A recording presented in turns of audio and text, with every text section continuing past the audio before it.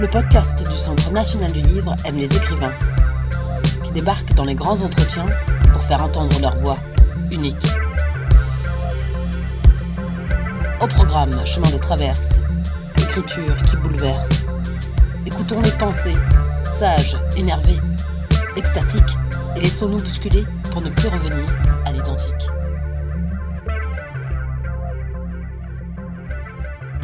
Le premier roman d'Elliot Truffel, Après ça, publié aux éditions de l'Olivier, raconte les déambulations douces amères de deux amis, deux adolescents, Lou et Max. Enfance fracassée sur les bords, blagues, bière et jetées, investis par ce qu'ils appellent les cramés normands, les marginaux, Lou et Max consument l'été à leur manière, désinvoltes. Et pourtant, le drame est palpable à travers les rayons du soleil. Ce premier roman contemplatif, ultra sensible, ressemble à un souvenir de Polaroid, un morceau de réel, comme le dit Elliot. Comment parler de son livre lorsqu'il s'agit du premier ? Comment disséquer l'énergie qui se veut indivisible et qui accompagne le passage à l'écriture ? Pas toujours évident de parler de son travail, mais combien il est intéressant de constater que l'auteur nous emmène parfois sur des sentiers dont lui-même n'a pas forcément conscience. Et entre ce qu'on a voulu écrire et ce que le récit révèle, ce sont deux mondes qui se font face et qui se répondent. C'est parti. Bonjour Elliot. Pourquoi avoir raconté une histoire d'amitié le long de la jetée ? C'est parti de plusieurs faits divers, en fait, de choses assez communes en Normandie. C'est des noyades dans l'eau, quoi. Et spécifiquement, il y a des endroits aussi dans des jetées, ou en tout cas près de jetées, où ça arrive assez fréquemment. Et du coup, c'est parti de cette idée-là, de ces faits divers-là. Et ensuite, ça s'est un peu dissous, on va dire le réel s'est dissous dans un scénario. Et ensuite, ça a fait l'objet de l'écriture du roman, mais c'est passé par plein de filtres avant d'arriver à l'écriture, quoi. C'est passé par la photo, par la vidéo, et c'est arrivé très tardivement, et même, enfin, c'est un peu le dernier maillon de la chaîne, mais c'est arrivé à l'écriture, quoi. Votre roman semble avoir été écrit d'un souffle. Pourquoi l'usage de la première personne ? Je pense que la question du souffle, ou en tout cas de la rapidité de l'écriture en une fois, elle vient peut-être du fait que j'écris vite et que je reviens pas vraiment sur... Enfin, si je reviens, mais plus pour corriger la phrase, mais il n'y a pas de... Je dirais que je préfère avancer vite pour arriver à la fin, pour mettre un point final au plus vite, et peut-être qu'après je reviens, mais c'est minime, mais en tout cas... Je pense qu'une fois que j'ai trouvé la voix du personnage, il y a quelque chose qui coule assez vite et qui est peut-être des fois peut-être trop rapide, où j'ai tendance à aller trop vite et peut-être à pas prendre, je sais pas, un grand soin au niveau de la langue. Mais du coup, la question de la première personne, elle est forcément liée à la question de la rapidité, parce que c'est à partir du moment où j'ai commencé à écrire au jeu, tout a été plus facile. Et je crois que c'était par un automatisme Il me semblait que dans mes lectures avant, je voyais beaucoup de choses qui étaient à la troisième personne. Et quand j'ai commencé, je sais pas, à lire des voix comme David Lopez ou Marin Fouquet qui écrivaient souvent à la première personne, directement, je crois qu'il y a eu quelque chose d'assez évident, quoi. Et je me suis dit, Et tout de suite, le personnage de Lou était beaucoup plus incarné dans cette voix orale. Je crois que ça faisait plus sens. Et ce qui a un peu aussi accéléré le fait que ce soit quasiment en un souffle, quoi. Il y a une sorte de déambulation permanente entre les vapeurs d'alcool qui apporte une tonalité poétique. C'était voulu ? Je sais pas si la visée était vraiment d'être poétique. Je crois que justement, c'était l'inverse. Je crois qu'il n'y avait pas de... Je crois qu'il n'y avait pas de volonté de faire poésie. Je crois que vraiment l'intention de base, c'était de m'arrêter sur des détails quasiment anodins, en tout cas de faire de l'infra, de l'événement, comme si c'était grandiose, parce que je crois que c'est aussi ça l'ennui des vacances. Mais je crois qu'il y avait vraiment aucune volonté que ce soit poétique. Le temps qui passe est l'un des personnages de votre roman. C'est plus l'unité temporelle de l'écriture où j'avais du mal à découper en chapitres et je savais pas trop comment en fait découper ce texte. Et je crois que je m'étais dit je voulais prendre Lou au réveil et à chaque fois l'amener jusqu'à la fin de la journée et que mon unité de temps finalement ça allait être une journée et du coup il y a plusieurs journées donc plusieurs unités mais euh, mais je crois que c'est un temps long enfin un temps finalement une journée c'est court mais le but c'était de l'étirer dans la langue et pour qu'on ressente l'ennui. Je sais pas s'il y avait une. Je pense que oui, quand on s'attarde sur plein de détails, forcément ça étire la journée et il se passe finalement pas grand-chose dans le texte. Et je crois que en tout cas, oui, on peut avoir facilement un sentiment d'ennui en le lisant, quoi. Les souvenirs font-ils partie de l'ennui? Je pense que ça fait partie aussi de la question de la déambulation, où c'est en tout cas, c'est quand on déambule, c'est des moments où on peut penser à des choses, où en tout cas il y a cet espace. Les seuls moments où il y a des souvenirs qui ressurgissent du côté de Lou, c'est soit quand il est seul ou soit quand il y a un espèce de déclencheur qui se passe entre Max et Lou, mais souvent c'est quand il est seul, quand il déambule. Et ça, je crois que on ressasse dans l'ennui, quoi. C'est ce qui permet l'émergence des souvenirs, ouais. Pourquoi avoir choisi un environnement familial tragique pour vos deux personnages, Lou et Max? Ça, c'est le côté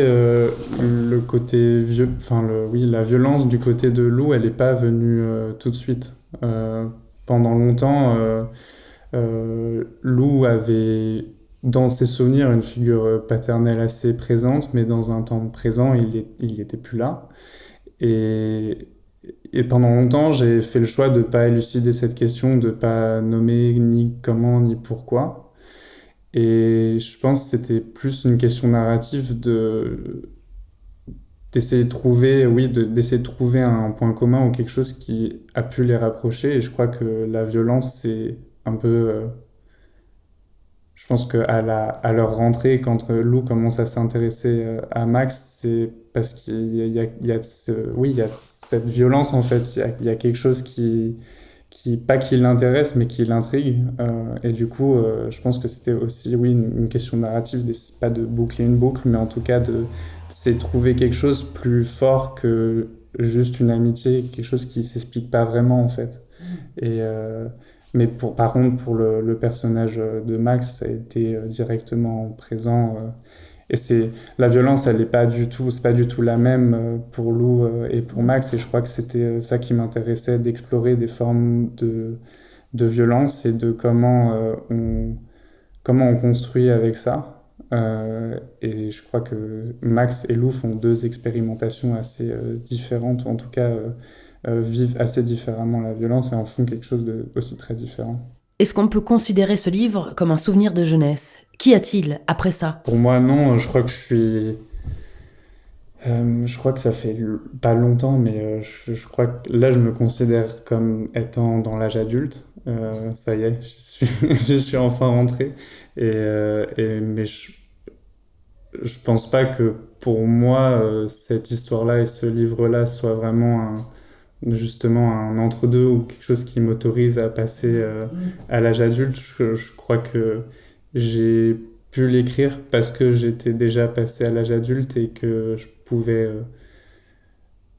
oui, à certains endroits, je crois que je pouvais m'autoriser plus de tendresse parce que j'étais passé à l'âge adulte et que c'était pas sur le, ouais, je sais pas comment dire. Après, enfin, il y a aussi la question de la fiction, quoi. Oui, bien sûr. Et enfin, cette histoire, elle est hyper éloignée de ma vie. Mais c'est un collage de réel de ce dont j'ai pu, oui, ce que j'ai pu voir. Et c'est quasiment, oui, c'est un collage. Donc, moi, C'est pour ça que le roman retentit très fort aussi. oui. Enfin, Mm. Mais du coup, je sais pas si pour moi c'est vraiment ce livre-là a un peu le rôle de relais entre Ouais. l'âge adolescent et l'âge adulte. Je crois que ouais, justement, je l'aurais pas écrit en étant Ouais. adolescent, quoi. Et j'écrivais pas en étant adolescent, donc quelque part, ouais, ça aurait pas été possible. On a l'impression que votre personnage prend son envol à la fin du livre. Je sais pas si l'image est la plus juste, mais j'avais du mal à trouver une fin. Je savais pas quand m'arrêter. Quand j'étais au milieu de l'écriture, je me disais qu'en quantité, il devait y avoir au minimum 2 ou 3 fois plus. Et, euh, et donc, quand Lou va voir Nathalie et qu'ils ont cette discussion à la fin, et qu'après il y a ce déménagement, ça arrivait de manière très abrupte. Enfin, moi, j'avais pas prévu de terminer le livre à ce moment-là, mais quand il y a eu le, je crois que l'image du déménagement, de partir, enfin de faire le mouvement de partir, c'est aussi une manière assez symbolique de décider d'aller vers autre chose. Et je pense que c'est décider d'aller vers l'âge adulte d'une manière un peu ouais, métaphorique, mais oui, un peu abîmé quand même, en tout cas un peu grandi. Je sais pas, après, oui, je sais pas si on peut dire grandi, mais il a pas trop le choix de. Oui, il n'a pas trop Il a pas eu trop le choix de grandir plus vite, quoi. Mais ouais. Ce travail sur l'écriture, vous l'avez abordé comment? Bah, c'est le premier projet que j'écris finalement et je suis arrivé très tard à l'écriture. Donc, enfin très tard, oui, je suis arrivé au master d'écriture. J'ai écrit un peu avant quand j'étais aux Beaux-Arts à Genève. Mais, euh, mais quand je suis arrivé dans le master d'écriture, c'est vraiment les premiers moments où j'ai expérimenté la langue et je découvrais un nouveau médium et donc des nouveaux codes. Et c'était assez riche. Enfin, j'avais un peu l'impression que les possibilités étaient infinies. Et ça, c'est ce que j'ai aimé. Mais en même temps, il a quand même fallu lire au bout d'un moment. Il a fallu que je lise et que je lise plein de choses assez différentes pour moi me situer et essayer de trouver une voie dans tout ça, quoi. Euh, mais après, la question pratique de l'écriture, ça s'est fait de manière assez intuitive une fois que j'avais trouvé le personnage qui était Lou.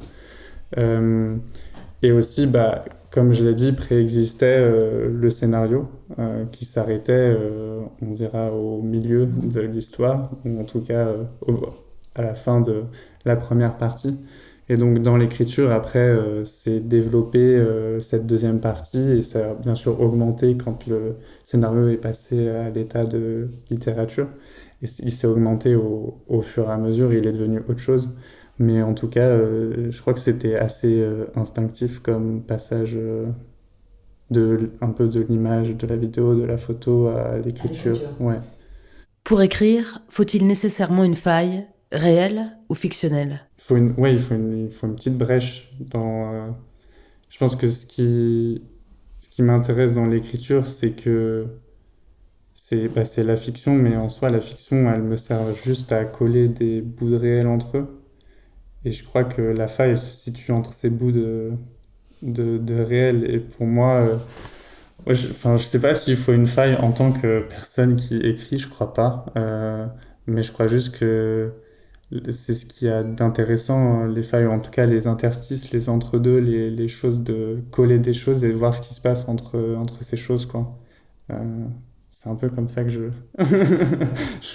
je lis la question de la faille, quoi. Quand vous pensez à ce que peuvent ressentir vos lecteurs, vous imaginez quoi? Je pense pas mal d'ennuis au début.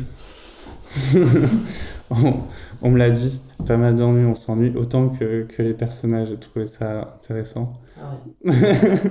au, dé- au début. Mais bah, déjà, je pense que de par la langue, je pense aussi la question de si on rentre ou on rentre pas dans le texte. Euh, je sais que l'oralité comme ça, pour des proches par exemple, qui sont pas forcément grands lecteurs, grands lectrices, ça a été un peu difficile de rentrer dans le texte.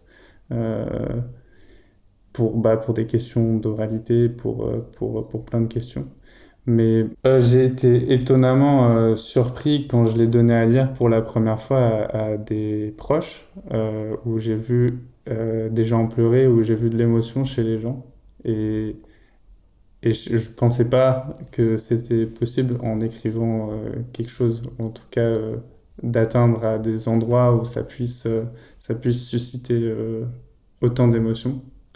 Mais je ne l'ai pas écrit en me disant il faut absolument que les gens pleurent ou je veux absolument susciter telle émotion. Je crois que je l'ai écrit et je l'ai écrit d'une manière, pas d'une manière qui me ressemble, où il y a beaucoup de pudeur dans le texte, il y a beaucoup de non-dits, il y a beaucoup de choses qui sont assez feutrées dans cette relation entre Lou et Max.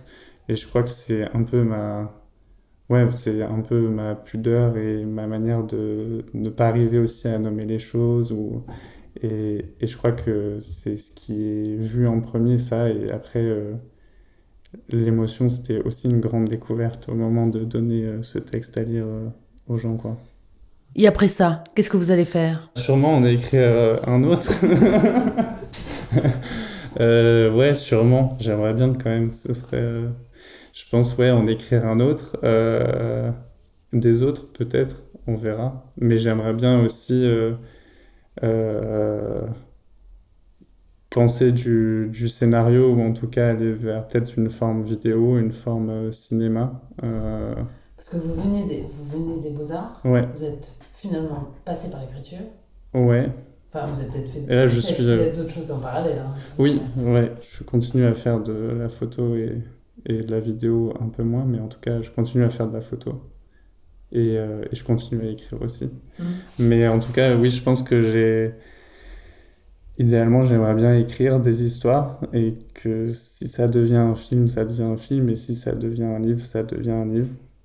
Et je crois que ouais, ce serait top. Et la Normandie dans tout ça? J'adore la Normandie, j'ai de la famille là-bas, enfin, en tout cas, c'est. Mais, euh, mais oui, je pense que c'est un endroit où il y a eu beaucoup d'ennuis étant petit. C'est un peu les vacances de famille qui sont peut-être un peu trop longues des fois. Et du coup, des fois, ouais, il y a beaucoup d'ennuis. Après, je pense que c'est aussi un espace, comme dans le livre, c'est aussi un espace de projection, quoi, un espace qui est assez, ouais, qui est assez propice au rêve, en tout cas, ou de l'ordre d'un imaginaire, quoi. Avec, ouais, avec l'horizon, la plage, enfin, je sais pas, Les c'est. cramis de la jetée, ceux qui Ouais, par exemple. urinent, vomissent et tout, voilà, on croit sentir l'odeur de la mer et en fait... Bah ouais, c'est un peu mais c'est un peu pas l'envers de la carte postale, mais je sais pas, il y avait ce truc intéressant où, en fait, je pense que c'est ce qui différencie une visite qu'on peut faire en une journée d'une ville en Normandie et y passer vraiment 2 semaines. Et je crois que le livre, c'est un peu un condensé de 2 semaines tous les étés pendant X années. Ou en tout cas, de tellement passer de temps dans une ville pour arriver à pas la connaître par cœur, mais en tout cas ouais, pour un peu en déceler les moindres détails, toutes ces textures, toutes ces odeurs, tous ces espaces inutilisés et les différentes aussi synergies de la ville, enfin les différentes zones géographiques, les centres commerciaux, donc ça c'est ouais, je pense que c'est beaucoup d'ennuis pendant des étés et des vacances en famille, mais beaucoup d'amour pour la Normandie. Elliot Truffel, c'est parti pour la lecture. Il lui en faut beaucoup à Max pour qu'il finisse par baisser sa garde. C'est 8 grammes d'alcool dans chaque bras minimum pour voir ses failles se mettre à scintiller sous sa carapace. Faut dire qu'il est pas épais le Max, que comme moi, il a jamais été inquiet de voir son corps encaisser les excès. À nous deux, 100 kilos tout mouillés, pas un gramme de plus. 2 poids mouches. Chez lui, ce sont les nerfs qui pèsent le plus lourd, pas ses muscles ou ses os. Sous ses boucles blondes qu'il a laissées pousser pour l'été, c'est des nerfs en pagaille qui s'agitent sans discontinuer, des petites boules écorchées vives qui transmettent les informations à la vitesse de la lumière. C'est comme ça que j'imagine le cerveau de Max, comme une vidéo illustrant le cerveau humain qu'on a vu en SVT, des câbles qui s'illuminent sous l'information, de longs câbles qui traversent les océans pour rallier deux territoires. Le cerveau de Max est un monde, chaque hémisphère un continent. Ça fuse à l'intérieur, du genre fibre optique haute fréquence. Il est loin d'être con, Max, même si tout le monde s'est forcé à y croire avant de s'en être convaincu. Son père le premier, celui pour qui l'intelligence est scolaire sinon elle n'est pas. Les soirs où la bière fait irruption, faut voir comme ça le soulage tout à coup de laisser poser sa grosse tête juste le temps d'une nuit. C'est dans ses yeux que ça se voit, une forme de tranquillité, d'apaisement.